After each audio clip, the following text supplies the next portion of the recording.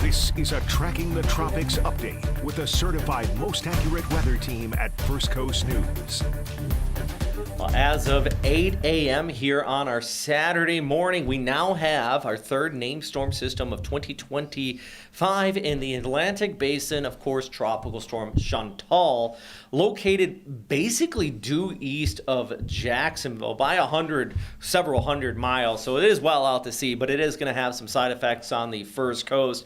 More so impacts to South Carolina and North Carolina. We also have our chief meteorologist, of course, Lewis Turner, here on our Saturday morning. Good morning, Lou. Good morning, Robert. Thanks for having me on your program. I appreciate spending time with you and the folks. And I do want to say, just a little housekeeping note. Maybe you at home aren't aware, but Robert Speta has just got a nice promotion with the digital. He is now officially our digital meteorologist. He is our champion for all of these wonderful streams you see, and clearly he does such a phenomenal job. So I just have the privilege of hanging out with him as he drives this, and we kind of watch and talk about what Chantal is going to do, what it's doing right now. If taking a look at just the very basics, about 150, 200 miles to our east. And as far as the center of circulation, look how lopsided this system is as you're looking at the infrared picture of this storm. We are on a much cleaner side. We're being on this east side to the left of the storm, while we certainly could face a couple of waves of rain today, bigger waves at the beach, small craft advisories, things like that. We'll get into local pictures picture here in a moment. But for our friends in the Carolinas now, this is going to be a pretty big rainmaker to the north and to the west of this system. This looking like it's very likely going to make a landfall sometime after midnight tonight and into early Sunday morning near Myrtle Beach, north of Charleston.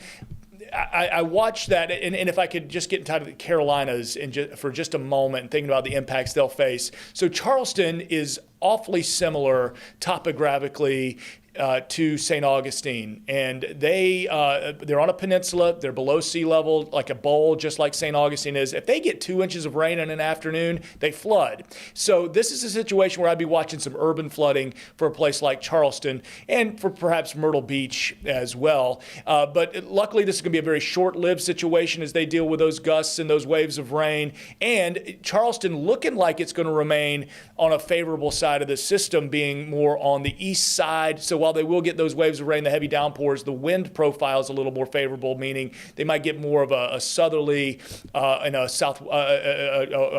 northerly wind flushing out some of those waterways. So that could help them. But we do have tropical storm warnings in place from basically the lower Santee River, right north of Charleston, all the way up to Cape Fear, North Carolina. And so a big Carolinas storm there. Eastern North Carolina could see some flooding rains there as well. So that's kind of your big picture, a 40-mile-an-hour wind. So we've got that official tropical storm. Hurricane Center watched that. And as Robert said, 8 o'clock. 8 o'clock's kind of been our magic hours. That's kind of anecdotal, but I've been watching these 8 o'clock updates. 8 a.m. and p.m. is when we've been getting the big updates with this particular storm. So, Robert, bringing you in, talking about what your thoughts as far as the Carolinas and impacts here locally as well. I think you nailed it pretty much there, and it's not going to be the most. We do not anticipate destructive type conditions there. Correct. But I think one of the big issues is going to be these rain bands basically coming on shore. And I'm trying to load up the warning. So you were mentioning the warnings here. We do have those tropical storm warnings in place, basically Charleston up towards the Myrtle Beach area. But if we go back to that satellite and radar, here's the deal. Let's pull back the picture. This is kind of my concern. Concern is, putting it just aggressively, I suppose, but for the people that are going to be seeing the biggest impacts. By the way, this SatRad, for those of you who are unaware of the technology here, so see the areas where it's not green on the east side of the storm? That does not mean it's not raining there. It just means the radars can't see it. The radars are land-based. So you have to remember that this is all just this big, just plume of moisture kind of getting pulled off of the Gulf Stream and moving towards the north. So this is really lopsided, but I think as far as the Carolinas are concerned, the issue is going to be this setup where we're going to get this training being like a train track. Let's say you laid down on a train track. Don't do that, please. You laid on a train track, train ran over you. It's one car after another, after another, after another on top of you.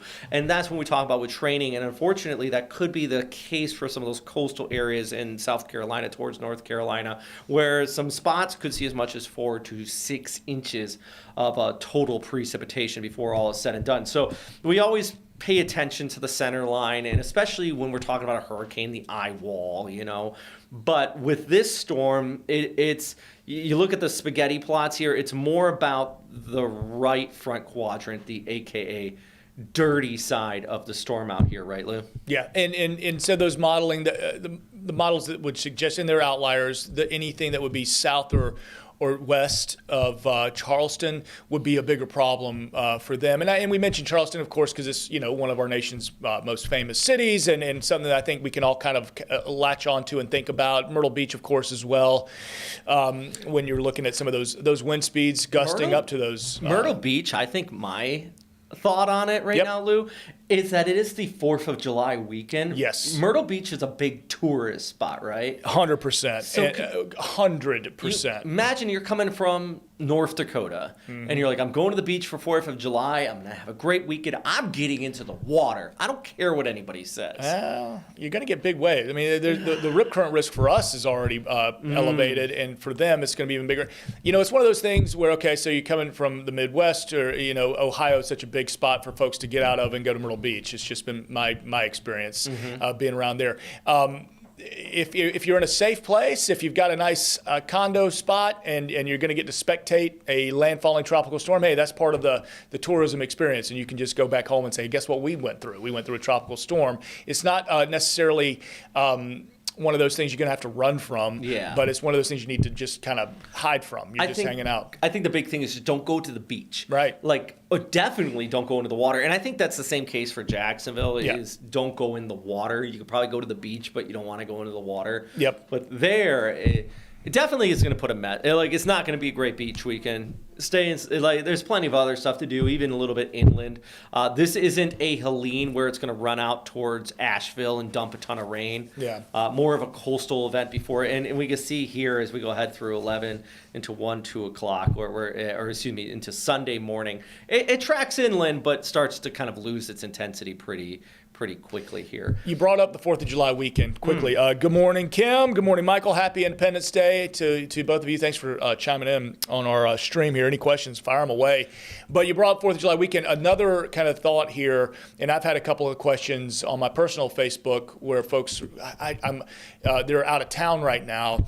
And of course, they're thinking, when should I be hitting? So 95, of course, major thoroughfare that folks would be coming home from if you went north, if you went to the Carolinas or had to go through the Carolinas for some of the travel. So if you're watching this stream from out of town and you're thinking, when do I need to get back to Jacksonville? If Sunday was a part of your travel plans, earlier the better now, or you're going to need to wait because 95 is going to be, it's already just an awful highway to drive through South Carolina, and I can say that because that's where I was born and raised, so South Carolina native, and I can talk smack very freely and clearly about just how terrible the infrastructure is running through that, and if you just get a minor shower on I-95, especially once you get south of 26 and you're running through Yemassee and Hardeeville, things like that, you run into bad traffic. It's going to be bad. So let me go ahead and tell you that now. What would the amount of people trying to get home from the 4th of July, or if you're trying to drive north, this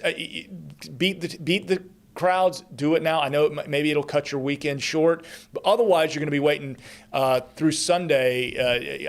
Just travel seems to be an issue on that 95 corridor through the Carolinas. So be very careful. This is actually a live look out of Charleston right now. I mean, it's not like a whiteout condition, but you're right. A busy I-95 with a tropical storm coming on shore. Not the greatest type of conditions here. Actually, you know what, Malcolm? I am curious. Do we have Malcolm is our digital producer, kind of behind the scenes, always giving him a shout out here. Do we still have that dirty side of the storm package in there? Yeah. And Lou, if it's all right with you, because we're talking about the right side of the storm, the AKA dirty side of the storm. Yeah. And as we do that, I did get a question from Gay Pappas. Will Charlotte be affected? So let's do this. Let's watch this kind of information about the dirty side real quick, and then we're going to come back and Gay, we will answer your question. But I think this story may have a little answer for you, kind of indirectly, when it comes to Charlotte, and we'll talk about that more clearly. So yeah, take it away. I think he might be still trying to pull it up right now. Okay, well, the dirty side of a storm refers to the area of a hurricane or tropical system where you'll find the highest winds, highest storm surge, and the greatest tornado threat. So what side of the storm is that? Well, generally, it's the northeast side of the storm, or more simply put, the right side of the storm. But it also depends on which direction the storm is moving. If it's traveling in a northern direction, the dirty side will be more on the direct right-hand or eastern side. If the storm is traveling in a more western direction, the dirty side will be more on top of it. So what makes it so dirty? It's all about the wind direction and a little math. For example, if a storm is moving north at 30 miles per hour and has wind speeds of 100 miles per hour, then the storm will produce winds of 130 miles per hour on the right dirty side. While on the left side, winds move in the opposite direction of the storm's movement, so they'll be slower at about 70 miles an hour. It's important to remember, though, as the storm grows stronger, every side becomes dangerous. Meteorologist Lee Southwick, First Coast News on your side. And before we answer some more of these questions here for you, I do want to remind you, if you're streaming on FCM Plus, thank you so much for watching on our streaming platforms. If you're streaming on our social medias, Facebook or YouTube, we have the ability to take your questions and comments here. Already seeing a bunch of questions come in, and we're going to do our best to answer them, help you plan out your weekend. So, Lou, you said we had one out of Charlotte here, right? Yes. So let's with the dirty side on our minds, being that front right or northeastern side, and you got Charlotte, of course, about an hour and a half north of Columbia, and that would be up 77.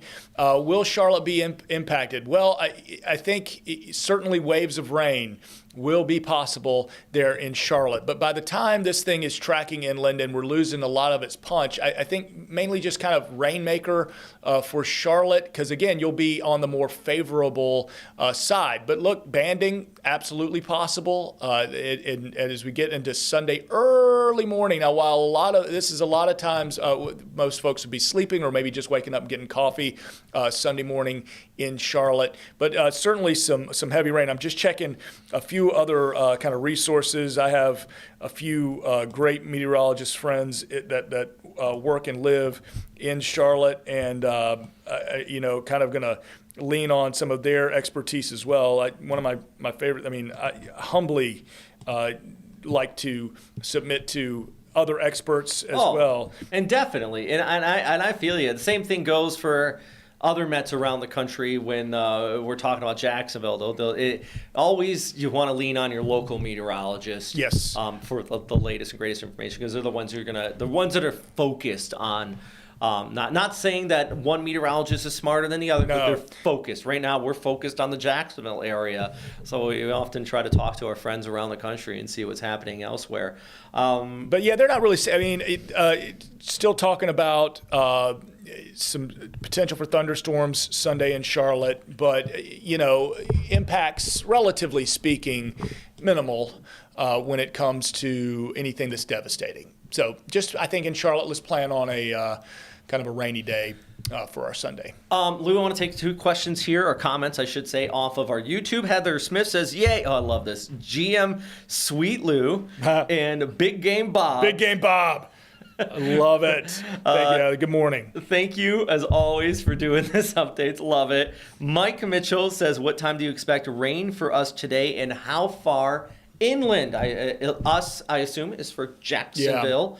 Yeah. So today, I think, and Lou, you can jump in here anytime you want, but I'm going to try to pull up our hour-by-hour futurecast for our local area in Jacksonville, because we are going to see kind of these waves of precipitation out here today, right? Yeah, and, watch the Gulf Stream. So watch some of that convection that's popping there, what would be just east of, say, the Space Coast, and some of those showers kind of come on shore, but how far inland? It's not very. So a lot of this is going to come on shore, kind of fall apart, but I will say, so we've been forecasting all week, talking about the chance of rain for today. And throughout the forecasting, as we make our own forecasts, and then we lean on the experts at the Weather Prediction Center, kind of looking at their excessive rainfall risk, throughout the week, Saturday has really never been highlighted for the potential for flash flooding. Okay, so we've never been impressed. We've talked about the waves of rain coming on the beach, but they're going to move so quickly because of the steering flow, because of the those strong east and northeast breezes, that you're going to get under one of these showers, and before you know it, it's going to be over. So while training is going to be a potential, but more for the Carolinas, for us, those showers are just going to blow west. You might get under it for 10 minutes, and then quickly it's over. Maybe a second wave comes in, gives you another 5-10 minutes, and then it's over. So don't get too excited about the idea of, I can turn off my irrigation for this event. Not quite one of those, in fact. So and to piggyback off of that, Lou, please. Don't cancel your plans, please. Right. Unless your plan is to go swimming in the ocean. There you go. Don't cancel your plans. And you asked how far inland, so let's say you're in Gainesville, Lake City, Sanderson, Baldwin, Middleburg, any of those areas. If it does rain, it's just going to be like this as Lou was talking about, quick. It passes by. You know, we all know how tropical showers are around tropical systems, and especially those outer rain bands. They don't last long. Often they're really shallow, so we don't look at a lot of lightning out of them. But you know, I'm not saying we're going to be lightning free, but the big thing is this going to kick on by. I don't expect flooding rains. We are kind of in this dry slot on the left side of this storm system. So I honestly think for the Jacksonville area, the bigger issue for us is not the rainfall. Yeah, we're gonna have those passing showers. I think the bigger issue is gonna be out there at the area beaches here, Lou. And here's the thing. So if you're, amateur meteorologist or you're a pro yourself and you're watching your radar app, hopefully maybe the First Coast News app or whatever your app of choice when you're watching radar, what you're gonna see is what would be a pretty impressive band moving in towards the coast. And then you're going to notice like what's happening off the coast of McIntosh and Glenn County in southeast Georgia right now. Those little showers are losing a little bit of energy. And they may try to hold themselves together as they come on shore, right offshore of Fernandina Beach right now. You're trying its best to hold strong, but really those sea surface temperatures close to the beach right now aren't that impressive. So they're getting a lot of juice and a lot of convective energy from the Gulf Stream, but then they get closer. And then, of course, when they hit land, not much convective energy. We've got PWatts precipitable water in that 2-inch range today, so there is moisture in the atmosphere. But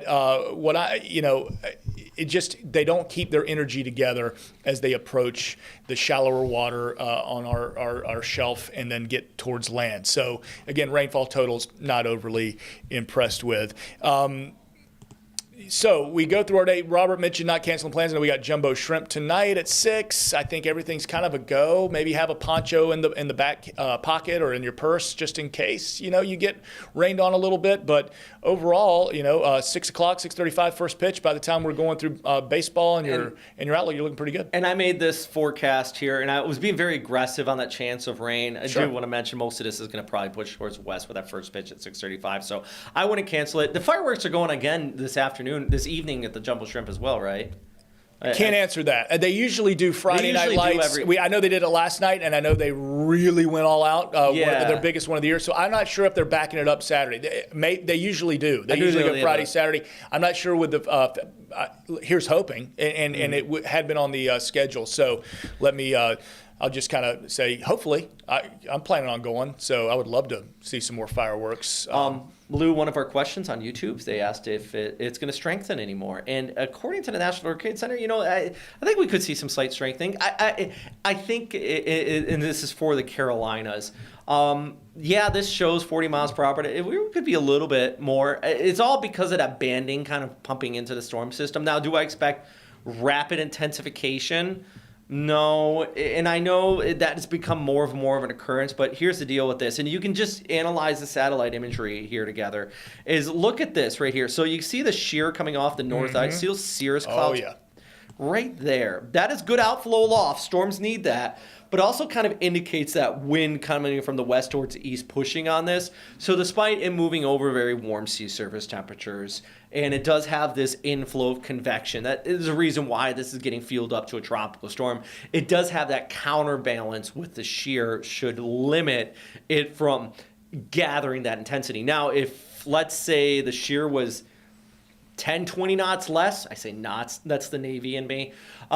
This could spin up pretty quickly, but that's not the case here, Lou, right? Right. And timing is going to be an issue. I will say, if you're looking at computer models and looking at some of the ensembles, they'll put out a look that will give percentage of chance of a tropical storm developing, depression developing, hurricane developing. And all along those ensembles were showing really good chances, high chances of us getting a depression, medium risk of getting a tropical storm, and essentially zero risk of finding a hurricane. So if the question is, are we going to get rapid intensification up to a hurricane, we'd have to get up, 74 mile an hour.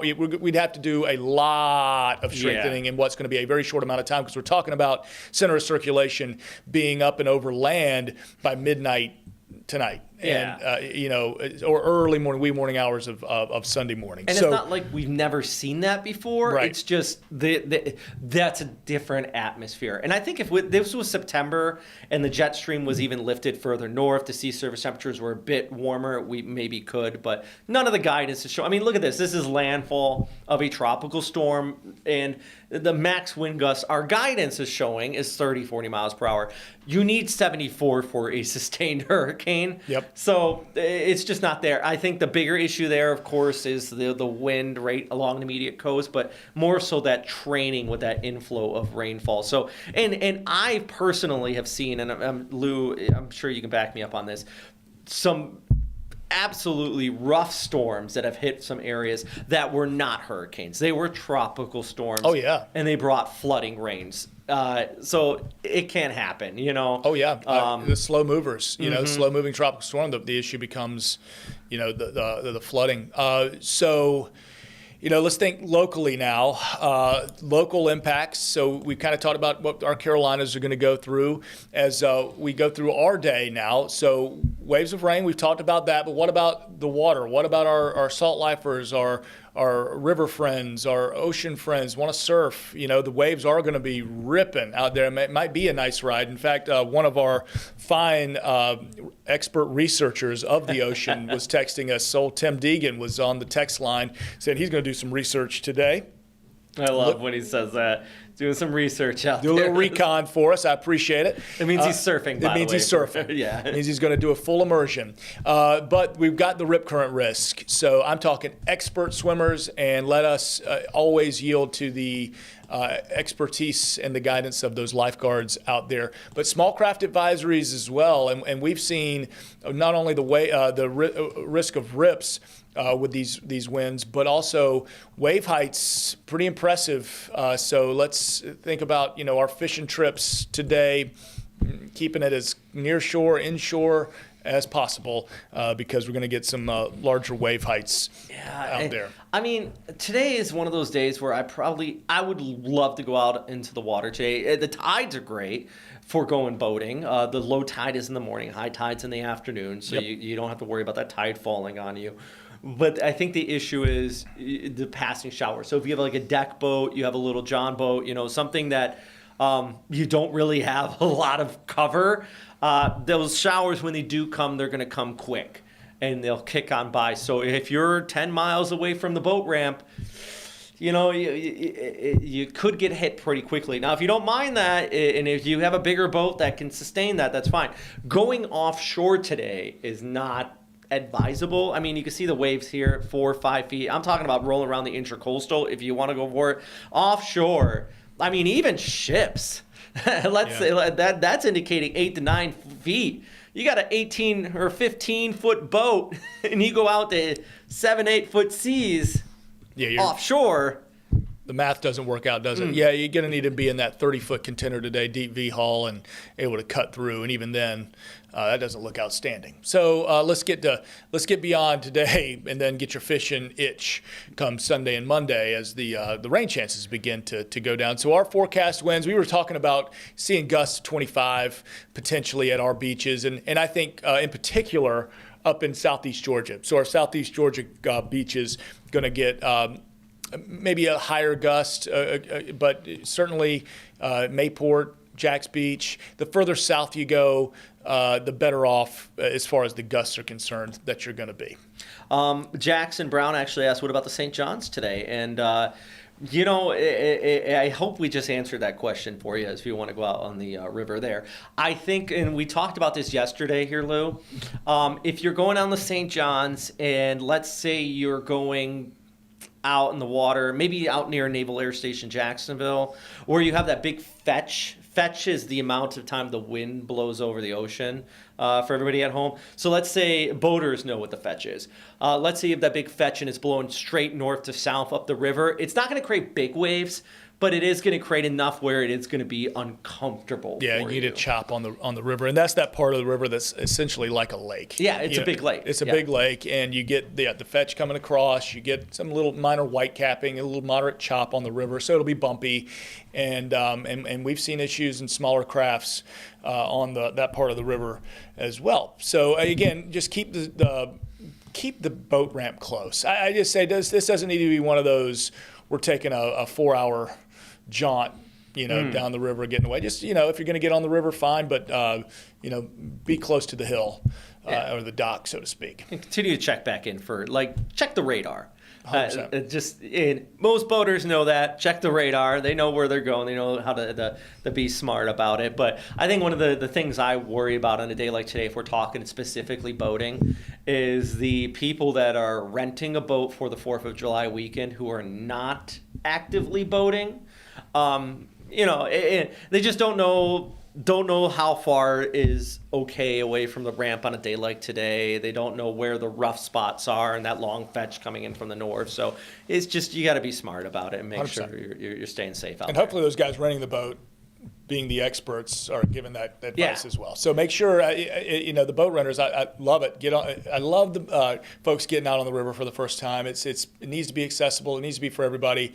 But you got to ask the questions. All right, talk to those guys renting you the boat. They're on the dock. They're kind of walking you through. That's showing you where the safety equipment is, and that's their job. So, and then of course have that First Coast News app handy. I'm going to keep saying that because if something does pop that goes a little crazy, we're always sending push alerts.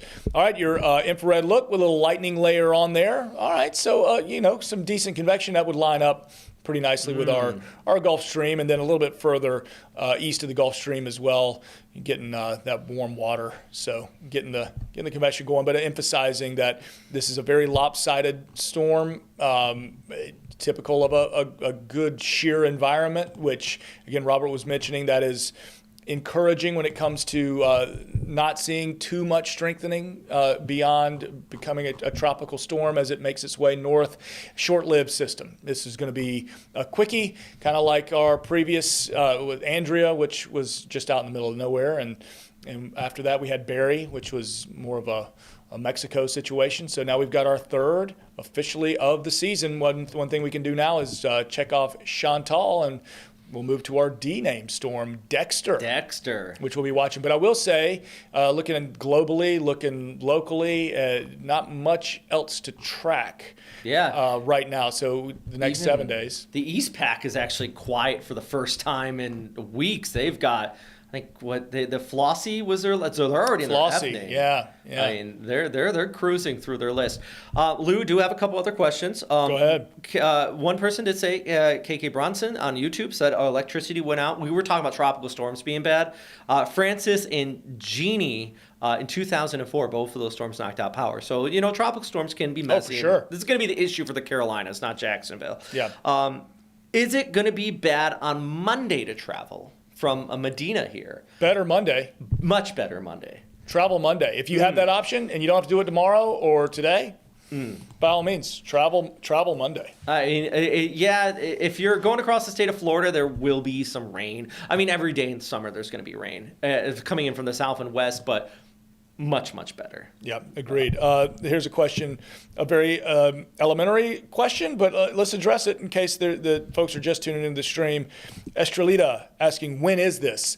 This is right now. We are, in fact, live. And this is just coming in. In fact, an hour ago at 8 o'clock, we officially got the named storm, Tropical Storm Chantal. So it is right now.